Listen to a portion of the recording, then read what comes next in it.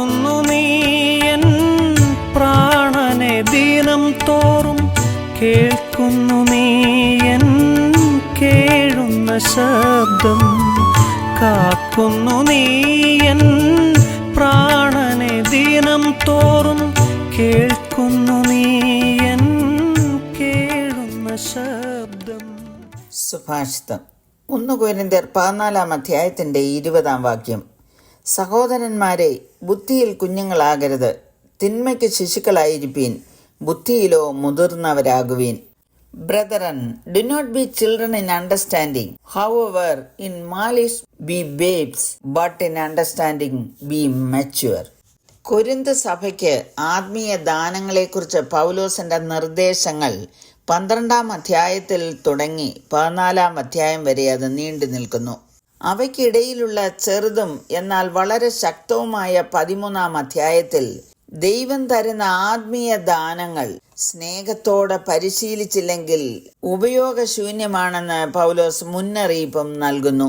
സ്നേഹം ആചരിപ്പാൻ ഉത്സാഹിപ്പീൻ എന്ന് പറഞ്ഞുകൊണ്ടാണ് 14 അധ്യായം ആരംഭിക്കുന്നത്. ആത്മീയദാനങ്ങൾ എങ്ങനെ കൈകാര്യം ചെയ്യണമെന്നുള്ളതിൻ്റെ ഒരു സൂചനയാണ് നാം വായിച്ച വാക്യത്തിൽ എഴുതിയിരിക്കുന്നത്. നമ്മുടെ ജീവിതത്തിലും പ്രാവർത്തികമാക്കേണ്ട കാര്യങ്ങളാണ് ഇവ. ശിശുക്കൾ, കുഞ്ഞുങ്ങൾ, മുതിർന്നവർ. ഒരു മനുഷ്യന്റെ 3 സ്റ്റേജുകൾ ഇവിടെ കാണുവാൻ കഴിയും. തിന്മ ചെയ്യുന്നതിൽ നാം ശിശുക്കളെ പോലെ ആയിരിക്കണമെന്ന് പൗലോസ് പറഞ്ഞിരിക്കുന്നു. ഒരിക്കലും ഒരു ശിശുവിന് തിന്മയായ കാര്യങ്ങൾ ചെയ്യുവാൻ കഴിയുകയില്ല. ശിശുക്കളെ പോലെ അവരുടെ ഇളം പ്രായത്തിലെ എല്ലാ സൗമ്യതയും മാധുര്യവും നിഷ്കളങ്കതയും ഉണ്ടായിരിക്കണമെന്നാണ് അതിൻ്റെ അർത്ഥം. നിങ്ങൾ തിരിഞ്ഞ് ശിശുക്കളെ പോലെ ആയി വരുന്നില്ല എങ്കിൽ സ്വർഗരാജ്യത്തിൽ കടക്കേയില്ല എന്നാണ് യേശു കർത്താവ് പറഞ്ഞിരിക്കുന്നത്. പത്രോസിന്റെ വാക്കുകൾ കേൾക്കൂ.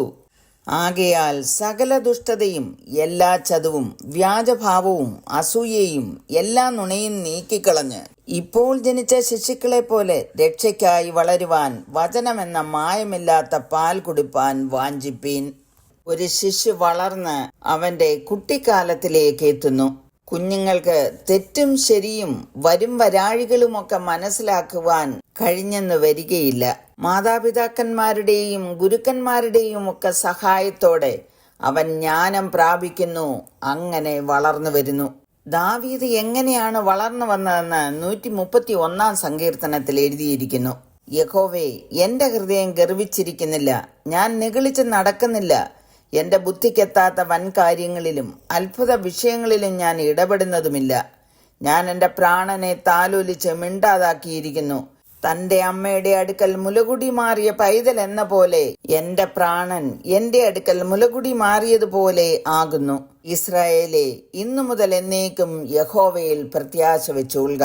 എബ്രായർ 6:1-2 വാക്യങ്ങളിൽ എഴുതിയിരിക്കുന്നത്, അതുകൊണ്ട് നിർജീവ പ്രവൃത്തികളെക്കുറിച്ചുള്ള മാനസാന്തരം, ദൈവത്തിങ്കലെ വിശ്വാസം, സ്നാനങ്ങളെക്കുറിച്ചുള്ള ഉപദേശം, കൈവപ്പ്, മരിച്ചവരുടെ പുനരുത്ഥാനം, നിത്യശിക്ഷാവിധി എന്നിങ്ങനെയുള്ള അടിസ്ഥാനം പിന്നെയും ഇടാതെ നാം ക്രിസ്തുവിനെ കുറിച്ചുള്ള ആദ്യവചനം വിട്ട് പരിജ്ഞാന പൂർത്തി പ്രാപിപ്പാൻ ശ്രമിക്കുക. അങ്ങനെയാണ് നാം ബുദ്ധിയിൽ മുതിർന്നവരായി തീരുന്നത്. പാൽ കുടിക്കുന്നവനെല്ലാം നീതിയുടെ വചനത്തിൽ പരിചയമില്ലാത്തവനത്രേ, അവൻ ശിശുവല്ലോ. കട്ടിയായുള്ള ആഹാരം നന്മ തിന്മകളെ തിരിച്ചറിവാൻ തഴക്കത്താൽ അഭ്യസിച്ച ഇന്ദ്രിയങ്ങളുള്ളവരായി പ്രായം തികഞ്ഞവർക്കേ പറ്റുകയുള്ളൂ. യേശു കർത്താവ് പറഞ്ഞത്, ആകയാൽ പാമ്പിനെ പോലെ ബുദ്ധിയുള്ളവരും പ്രാവിനെ പോലെ കളങ്കമില്ലാത്തവരും ആയിരിപ്പീൻ എന്ന്. നമ്മുടെ കർത്താവും രക്ഷിതാവുമായ യേശു ക്രിസ്തുവിന്റെ കൃപയിലും അവിടുത്തെ പരിജ്ഞാനത്തിലും വളരുവാൻ പത്രോസ് നമ്മോട് പറഞ്ഞിരിക്കുന്നു. ഈ വചനങ്ങളുടെ അടിസ്ഥാനത്തിൽ നമ്മെ തന്നെ സമർപ്പിക്കാം. പ്രാർത്ഥിക്കുന്നു. ഞങ്ങളെ സ്നേഹിക്കുന്ന നല്ല ദൈവമേ, പൗലോസ് എഴുതിയിരിക്കുന്നത് പോലെ അടിയങ്ങൾ തിന്മയ്ക്ക് ശിശുക്കളായിരിക്കാനും ബുദ്ധിയിൽ കുഞ്ഞുങ്ങളാകാതെ അവിടുത്തെ കൃപയിലും പരിജ്ഞാനത്തിലും വളർന്നു വരുവാൻ കരുണ ചെയ്യണമേ എന്ന് യേശു ക്രിസ്തുവിന്റെ നാമത്തിൽ അപേക്ഷിക്കുന്നു. കേൾക്കണമേ. ആമേൻ. മറക്കില്ല നാഥൻ കരയുന്ന കുഞ്ഞിനെ, ഓർക്കുന്നിതാ നീ ഉയർത്തിടും കൺകൾ. മറക്കില്ല നാഥൻ കരയുന്ന കുഞ്ഞിനെ. ഓർക്കുന്നിതാ നീ ഉയർത്തിടും കൺകൾ, മറച്ചിടും താതൻ മാറോടു സ്നേഹമായി. മഹിമയായി എന്നെന്നും ജീവിക്കും നാഥൻ, മറച്ചിടും താതൻ മാറോടു സ്നേഹമായി. മഹിമയായി എന്നെന്നും ജീവിക്കും നാഥൻ. കാണുന്നു ഞാനാ കാരുണ്യനാഥനെ, കാൽവരി ക്രൂശിൽ യാഗമായ സ്നേഹം.